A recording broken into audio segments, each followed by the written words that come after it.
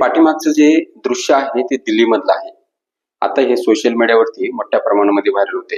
हे दाखवण्याच्या पाठीमागे एकच कारण की आताची इंजिनिअरिंग, आताचं मटेरियल, आताचं बांधकाम एवढं बोगसगिरीने, एवढ्या बोगसपणाने चाललेलं आहे की तुम्ही त्याचा विचार करू शकत नाही.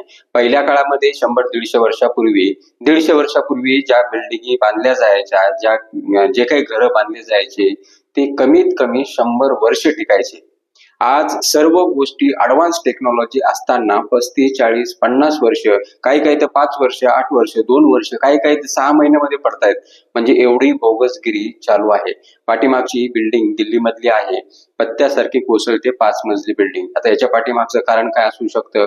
बोगस काम, बोगस मटेरियल वापरलेलं, मटेरियल कमी वापरणं, किंवा त्यामध्ये जे सिमेंटचं प्रमाण आहे ते कमी वापरणं, किंवा एकंदरीत पाहता बोगस कामाची ही पावती.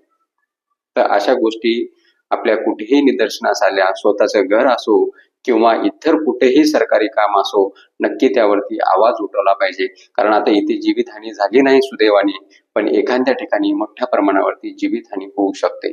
जय हिंद.